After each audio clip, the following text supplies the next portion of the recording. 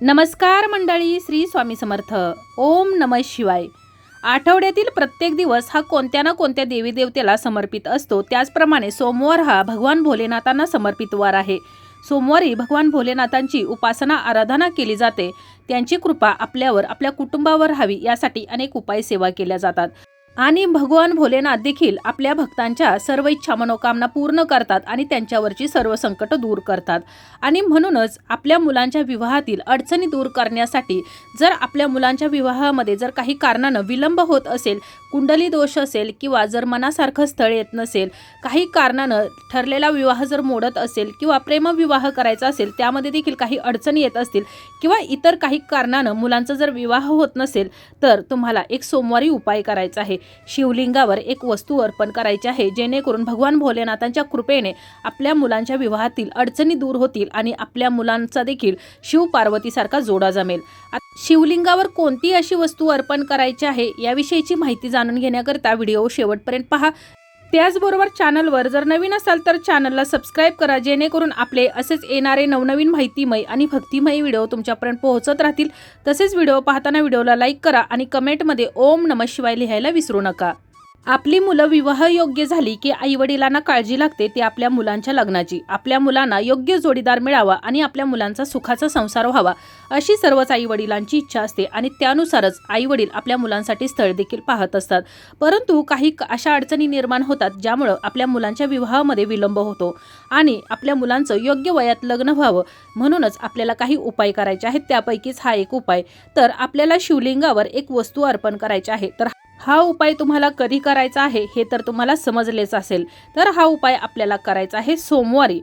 आता हा उपाय करताना जर मुलांना जर काही कारणास्तव हा उपाय करणं जर शक्य होत नसेल तर आईवडिलांनी हा उपाय केला तरी देखील चालेल, किंवा आईवडिलांना किंवा मुलांना देखील करणं शक्य होत नसेल तरी बहिणीनं आपल्या भावासाठी किंवा भावाने आपल्या बहिणीसाठी किंवा कुटुंबातील कोणत्याही व्यक्तीनं आपल्या कुटुंबातील मुलांसाठी हा उपाय केला तरी देखील चालेल.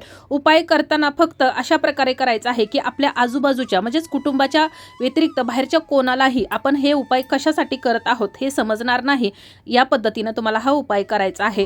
तर उपाय करायचा आहे सोमवारी सकाळी. तर शक्यतो सोमवारी मुलामुलींनी उपवास करायचा आहे. त्याचबरोबर या दिवशी शक्यतो पांढऱ्या रंगाची कपडे परिधान करण्याचा प्रयत्न करायचा आहे. तसेच आंघोळीचं जे पाणी असतं तर त्या आंघोळीच्या पाण्यामध्ये चिमूटभर हळद आणि अत्तर टाकायचं आहे आणि थोडंसं खडे मीठ टाकायचं आहे आणि या पाण्याने मुलामुलींनी आंघोळ करायची आहे. यामुळं शरीरावर जी नकारात्मकता पसरलेली आहे तर ती दूर होण्यास मदत होते. त्याचबरोबर गुरुग्रह हा मुलामुलींचा मजबूत होतो आणि त्यासाठीच हळद, थोडंसं खडं मीठ, त्याचबरोबर अत्तर या आंघोळीच्या पाण्यामध्ये टाकायचं आहे. त्यानंतर शिवमंदिरात जाऊन आपल्याला हा उपाय करायचा आहे. आपल्याला उपायासाठी लागणार आहेत 108 बेलपत्र. या प्रत्येक बेलपत्रावर तुम्हाला ओम नमः शिवाय असं चंदनानं लिहायचं आहे.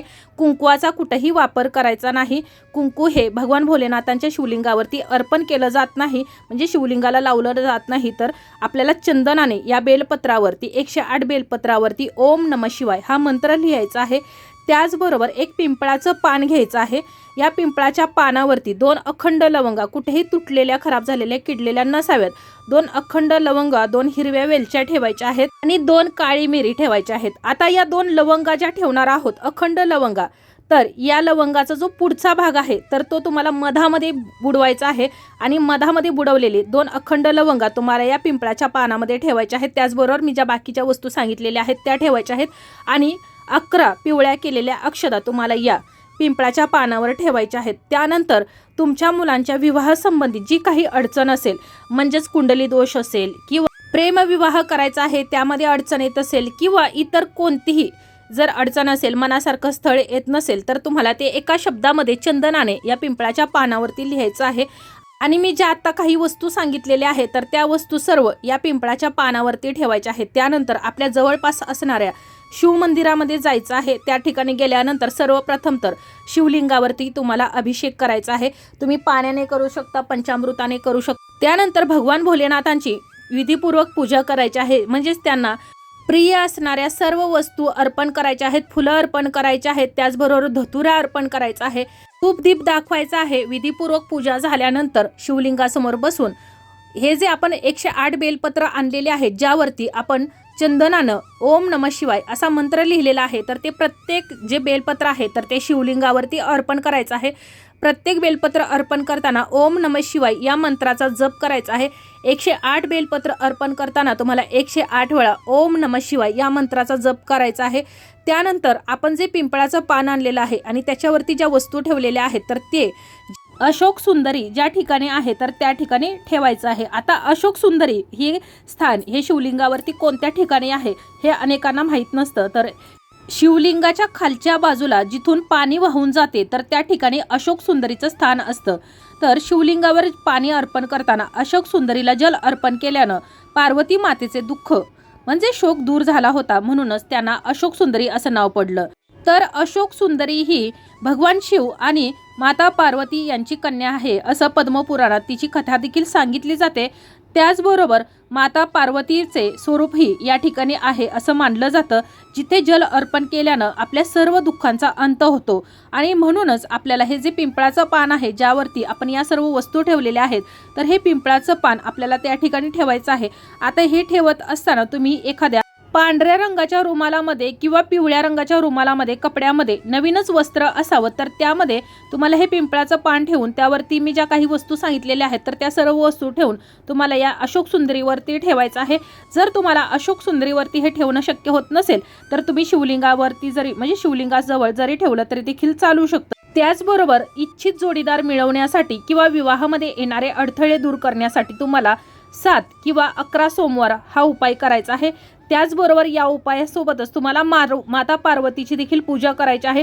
माता पार्वतीला 16 शृंगार हे अर्पण करायचे आहेत. त्याचबरोबर माता लक्ष्मीची पूजा करताना ओम गौरी शंकराय नमः या मंत्राचा जप करायचा आहे. पुन्हा एकदा मी मंत्र सांगते, ओम गौरी शंकराय नमः या मंत्राचा तुम्हाला माता पार्वतीची पूजा करताना आणि हे जे 16 शृंगार आणलेले आहेत तर ते माता पार्वतीला अर्पण करताना माता पार्वतीची सर्वप्रथम पूजा करायची आहे.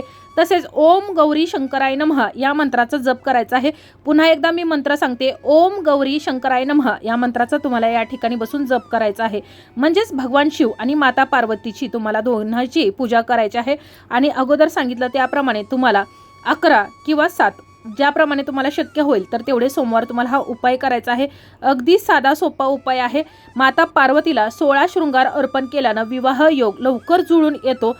जर तुमच्या देवघरामध्ये जर शिवलिंग असेल आणि तुम्हाला जर शिवमंदिरामध्ये जाऊन जर हा उपाय करणं जर शक्य होत नसेल तर तुम्ही तुमच्या देवघरामध्ये देखील हा उपाय करू शकता. म्हणजेच देवघरासमोर बसून तुम्ही ओम नमः शिवाय या मंत्राचा जप करून मी ज्या काही शिवलिंगावर वस्तू अर्पण करण्यासाठी सांगितलेल्या आहेत तर त्या करायच्या आहेत. आणि दुसऱ्या दिवशी तुम्ही या वस्तू वाहत्या पाण्यामध्ये सोडून द्यायच्या आहेत. तर आईवडील आपल्या मुलांसाठी जर हा उपाय करत असतील तर आईवडिलांनी आपल्या मुलांचं नाव घेऊनच हा उपाय करायचा आहे. म्हणजेच माझ्या या मुलाच्या विवाहातील ही जी अडचण आहे तर ती दूर करण्यासाठी मी हा उपाय करत आहे. तर भगवान भोलेनाथांना प्रार्थना करायची आहे की माझ्याकडून जेवढी शक्य होईल तेवढी मी पूजापाठ आणि तुमची आराधना करेन, तर माझ्या मुलाच्या विवाहातील अडथळे दूर होऊ दे. त्याचबरोबर मुलं जर करीत असतील तर मुलांनी आपल्याबद्दल जी काही अडचण आहे तर ती या ठिकाणी सांगायची आहे. आता तुम्ही हा जो तुम्ही प्रार्थना करणार आहात, अडचण सांगणार आहात, तर ती तुम्हाला शिवलिंगाजवळ देखील सांगायची आहे. त्याचबरोबर भगवान भोलेनाथांचे जे वाहन आहेत नंदी, तर त्या नंदीच्या कानामध्ये तुम्हाला सांगायचं आहे. नंदी हे भगवान भोलेनाथांचं दूध देखील मानलं जातं आणि त्यामुळे तुम्ही जर भगवान भोलेनाथांच्या नंदीच्या कानामध्ये जाऊन जर तुमची ही जी अडचण आहे विवाह संबंधित ती जर सांगितली तर हे नंदी आपली जी अडचण आहे समस्या आहे तर ती भगवान भोलेनाथांपर्यंत पोहोचवण्याचं काम करत असतात. त्यामुळे तुम्ही शिवलिंगावर देखील तुम्हाला हा जो काही अडचण आहे तर ती बोलून दाखवायची आहे. त्याचबरोबर तुम्हाला या नंदीच्या कानामध्ये देखील ही जी काही अडचण आहे तर ती सांगायची आहे. तर अशा प्रकारे तुम्हाला हा उपाय ही सेवा करायची आहे. त्याचबरोबर तुमच्या जवळपास ज्या ठिकाणी गोमाता असेल तर त्या गोमातेला देखील या दिवशी हिरवा चारा खाऊ घालायचा आहे. गोमातेला हिरवा चारा खाऊ घातल्यानं 33 कोटी देवी देवतेंचा आशीर्वाद प्राप्त होतो. तसेच जर तुम्ही 7 किंवा 11 सोमवार हा उपाय करणार आहात तर तुम्ही या दिवशी जर म्हणजे पहिल्या सोमवारी जर उपवास करणार असाल तर प्रत्येक सोमवारी तुम्हाला हा व्रत उपवास करायचा आहे. त्याचबरोबर शक्यतो या दिवशी तामसिक पदार्थ म्हणजेच मांस मटण मच्छी हे जे पदार्थ आहेत वस्तू आहेत तर ते खाणं या दिवशी टाळायचं आहे. भगवान भोलेनाथांचं नामस्मरण करायचं आहे. ओम नमः शिवाय या मंत्राचा जप करायचा आहे. सकाळी देवपूजा करताना आपल्या देवघरात जी कुलदेवता आहे आपल्या कुळाचं रक्षण करणारी तर तिला देखील आपल्याला प्रार्थना करायची आहे, कारण आपल्या कुळाचं रक्षण करणारी ही जी कुलदेवता आहे तर ती आपल्यावर जी काही अडचणी येत आहेत तर त्या दूर करण्याचं ती काम करत असते। त्याचबरोबर जर तुमच्या कुलदेवतेचं तुम्हाला नाव माहीत नसेल तर ओम श्री कुलदेवताय नमः या मंत्राचा तुम्हाला जप करायचा आहे। त्याचबरोबर माता लक्ष्मी, तसेच माता लक्ष्मी ही माता पार्वतीचं स्वरूप आहे, तिची प्रार्थना करायची आहे। तसेच ज्या देवी देवतेवर तुमची निष्ठा आहे, म्हणजे ज्यांची तुम्ही मनापासून पूजा करता, श्रद्धा ज्यांच्यावर आहे, तर त्यांना देखील तुम्हाला या दिवशी प्रार्थना करायची आहे। आपल्या देवघरासमोर देशी गाईच्या तुपाचा दिवा प्रज्वलित करायचा आहे। या दिव्यामध्ये एक भीमसेनी कापूर, तसेच 2 अखंड लवंग, थोडीशी हळद, पिवळी मोहरी टाकायची आहे, ज्यामुळे आपल्या घरामध्ये जी निगेटिव्हिटी, नकारात्मकता पसरलेली आहे तर ती दूर होण्यास मदत होते। त्याचबरोबर तिन्ही सांजेच्या वेळेला तुळशीजवळ देखील अशाच प्रकारचा दिवा तुम्हाला प्रज्वलित करायचा आहे। तर मी आता जो तुम्हाला हा उपाय सांगितलेला आहे तर तुम्हाला जितके सोमवार शक्य होईल तर तितके सोमवार तुम्हाला करायचा आहे।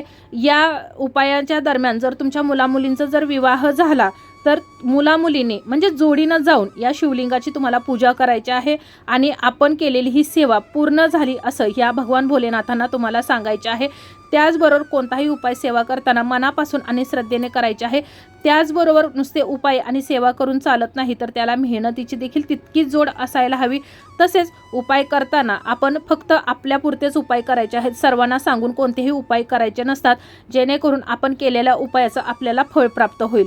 तर अशा प्रकारे आज आपण या व्हिडिओमध्ये शिवलिंगावर कोणती वस्तू अर्पण केल्यानं आपल्या मुलांच्या विवाहातील अडथळे दूर होतील याविषयीची माहिती जाणून घेतलेली आहे। तरी देखील तुमच्या जर काही समस्या, अडचण असेल तर तुम्ही मला कमेंटमध्ये विचारू शकता। धन्यवाद।